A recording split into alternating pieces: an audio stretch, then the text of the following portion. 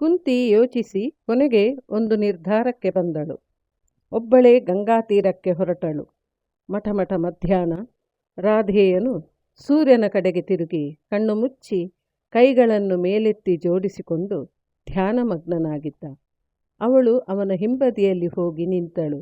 ಅವನ ನೆರಳಲ್ಲಿ ಬಿಸಿಲಿನ ಪ್ರಖರತೆ ತಪ್ಪಿಸಿಕೊಂಡು ಅವಳು ಅವನ ಧ್ಯಾನ ಮುಗಿಯುವವರೆಗೆ ಕಾದಳು. ಧ್ಯಾನದಿಂದ ಎದ್ದು ಅವನು ತಿರುಗಿ ನೋಡಿದನು. ಅಪರಿಚಿತ ಒಬ್ಬಳು ತನ್ನ ನೆರಳನ್ನು ಆಶ್ರಯಿಸಿ ನಿಂತಿದ್ದಾಳೆ. ಬಾಡಿದ ಕಮಲ ಪುಷ್ಪ ಮಾಲೆಯಂತಿದ್ದ ಅವಳನ್ನು ಕಂಡು ಅವನಿಗೆ ಆತಂಕವಾಯಿತು. ಅವಳನ್ನು ನೆರಳಲ್ಲಿ ಕೂರಿಸಿ ನಮಸ್ಕರಿಸಿದನು. ರಾಧೇಯನು, ನಾನು ಅತಿರಥನ ಮಗ ರಾಧೇಯ. ನಿನಗೇನು ಬೇಕು ತಾಯಿ? ಈ ಸಮಯದಲ್ಲಿ ಬಂದವರಿಗೆ ಕೇಳಿದ್ದು ಕೊಡುವ ವ್ರತ ಇದೆ ನನ್ನದು. ಹೇಳು ತಾಯಿ, ನನ್ನಿಂದೇನಾಗಬೇಕು ಎಂದು ಕೇಳಿದನು. ಕುಂತಿಯು ಅವನನ್ನು ನೋಡಿಯೇ ನೋಡುತ್ತಿದ್ದಳು. ಆ ದಿನ ಅವನನ್ನು ಮರದ ತೊಟ್ಟಿಲಲ್ಲಿ ಮಲಗಿಸುವುದಕ್ಕಿಂತ ಮುಂಚೆ ನೋಡಿದ ನಂತರ ಹತ್ತಿರ ನೋಡುತ್ತಿರುವುದು ಈಗಲೇ. ಅವಳ ಕಣ್ಣುಗಳು ತುಂಬಿದವು. ಕಣ್ಣೀರಿಳಿದು ಉಟ್ಟ ಬಟ್ಟೆ ಒದ್ದೆಯಾಯಿತು. ಆದರೂ ಕಣ್ಣು ಬಿಡದೆ ನೋಡುತ್ತಲೇ ಇದ್ದಳು. ಅವನು ಅವಳು ಮಾತನಾಡುವವರೆಗೆ ಕಾದನು. ಕೊನೆಗೆ ಕುಂತಿಯು, ನಿನಗೆ ನಾನು ಗೊತ್ತಿರುವೆನೋ ಏನೋ ತಿಳಿಯದು. ನಾನೊಂದು ವರವನ್ನು ಕೇಳುವುದಕ್ಕೆ ಬಂದಿರುವೆನು ಎಂದಳು. ದೀರ್ಘವಾಗಿ ಅವಳನ್ನು ನೋಡಿದ ರಾಧೇಯನು, ತಾಯಿ, ನೀನು ಯಾರು? ನನಗೆ ಗೊತ್ತಿಲ್ಲ. ಆದರೂ ಪರಿಚಯವಿರುವಂತೆ, ಬದುಕಿನುದ್ದಕ್ಕೂ ತಿಳಿದಿರುವಂತೆ ಭಾಸವಾಗುತ್ತಿದೆ. ನಿನ್ನ ರೂಪ, ಕಣ್ಣೀರು, ದುಃಖದಿಂದ ಭಾರವಾದ ದನಿ ಎಲ್ಲ ತಿಳಿದಿರುವಂತಿದೆ. ಆದರೂ ನೆನಪಾಗುತ್ತಿಲ್ಲ.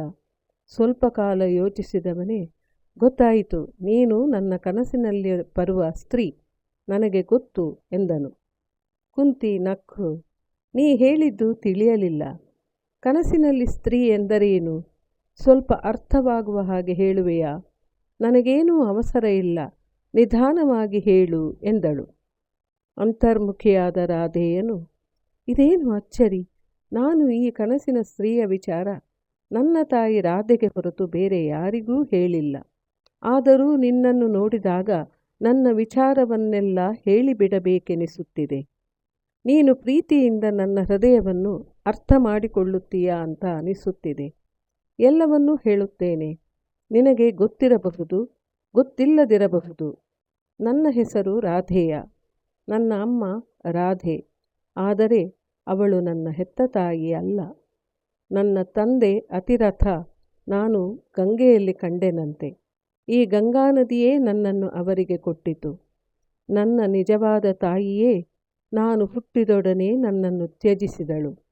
ಆದರೆ ಅಚ್ಚರಿ ಏನೆಂದರೆ, ನಾನು ನಿದ್ದೆ ಮಾಡಿದಾಗಲೆಲ್ಲ ಒಂದೇ ಕನಸು.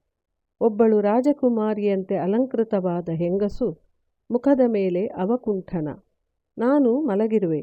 ಅವಳು ನನ್ನೆಡೆಗೆ ಬಗ್ಗಿರುವಳು. ಅವಳ ಬಿಸಿ ಕಂಬನಿ ನನ್ನನ್ನು ಸುಡುವುದು. ನಾನೆದ್ದು ಕೇಳುವೆ, ನೀನ್ಯಾರು? ನೀನೇಕೆ ಹೀಗೆ ಅಳುತ್ತೀಯಾ? ಅಳುತ್ತಳುತ್ತಾ ಅವಳೆನ್ನುವಳು, ನಿನಗೆ ನಾನು ಅನ್ಯಾಯ ಮಾಡಿದೆ ಕಂದ.